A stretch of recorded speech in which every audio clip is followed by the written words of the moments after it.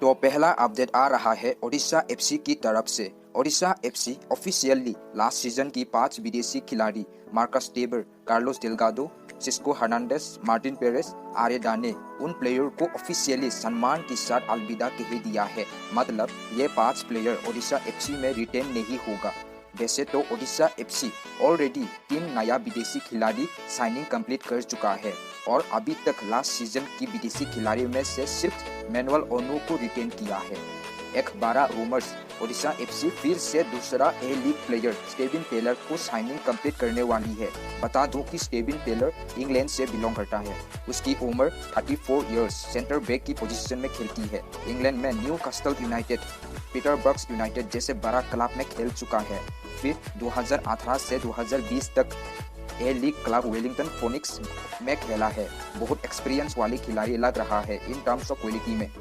वैसे तो स्टेविन टेलर के पास और 2 साल कॉन्ट्रैक्ट बचा हुआ था वेलिंगटन फिनिक्स के साथ, लेकिन अचानक से मूव लेने का एक ही कारण हो सकती है कोविड-19 की वजह से फाइनेंशियल क्राइसिस। क्लब ओनर्स को अब जो भी रीजन हो इसका अब कोई मतलब नहीं बनता, क्योंकि ओडिशा एफसी शायद फाइनल स्टेज पर है साइनिंग कंप्लीट होने की।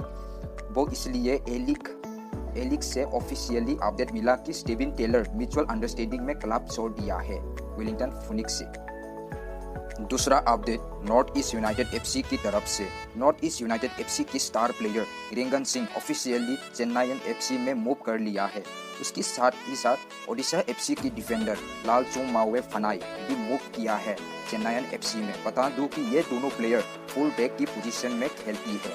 वैसे रिंगन सिंह 2015 से 2020 तक नॉर्थ ईस्ट यूनाइटेड एफसी में खेला है। 5 साल तक नॉर्थ ईस्ट यूनाइटेड एफसी में किसी भी प्लेयर इतना कंट्रीब्यूट नहीं किया जितना रिंगन सिंह दिया है नॉर्थ ईस्ट यूनाइटेड एफसी को। नेक्स्ट अपडेट आ रहा है ईस्ट बंगाल की तरफ से।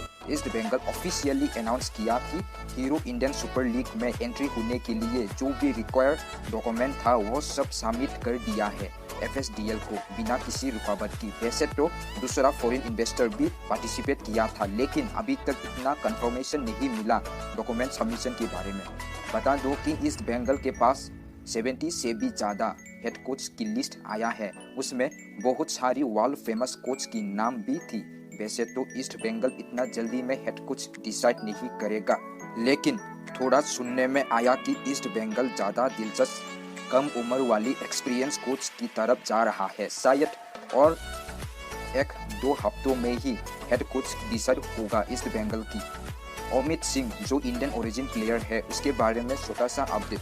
कुछ हफ्तों पहले इंडियन सुपर लीग की एक क्लब अमित सिंह की कॉन्ट्रैक्ट के बारे में बात कर रहा था ईस्ट बंगाल के साथ। तो ईस्ट बंगाल ने ये कहा कि थोड़ा दिन के बाद क्लेरिफाई मिलेगा अमित सिंह के बारे में। लेकिन अब अमित सिंह ने ये स्टेटमेंट दी कि वो ईस्ट बंगाल में ही इंडियन सुपर लीग डेब्यूट करेगा। इसका मतलब तो अमित सिंह दूसरा क्लब नहीं देख रहा है फिलहाल इस सीजन के लिए। तो दूसरा अपडेट बुरी खबर हो सकती है ईस्ट बंगाल फैंस के लिए। टोल्गे अली आर्सलान जो जर्मन तुर्किश प्लेयर है उसके साथ बहुत क्लोज था साइनिंग कंप्लीट होने की, लेकिन यह प्लेयर इताली की सीरिया एल साइड उन्डेस सेलेसियो क्लब में साइन हो गया है। उसकी उम्र 30 इयर्स, मिडफील्डर की पोजीशन में खेलती है। बहुत बड़ा प्लेयर है, एक्सपीरियंस की कमी नहीं है। साथ ही साथ जर्मनी और तुर्किश की नेशनल टीम में भी रिप्रेजेंट कर चुका है।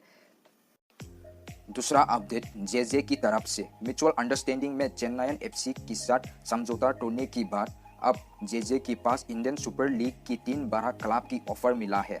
उसमें ईस्ट बंगाल भी शामिल है। वैसे तो JJ last season injury recovery के कारण पिच पे बहुत कम दिखाई दी और उसकी परफॉर्मेंस पे भी थोड़ा गिरावट आई होंगी।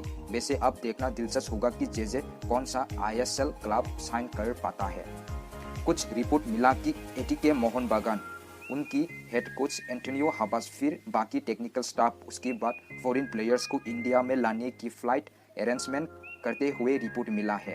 वो इसलिए हीरो इंडियन सुपर लीग के ऑर्गेनाइजर एफएसडीएल अभी तक कोई क्लेरिफाई नहीं दिया है फॉरेन कोच और प्लेयर को लाने की रिस्पॉन्सिबिलिटी लेगा या फिर नहीं।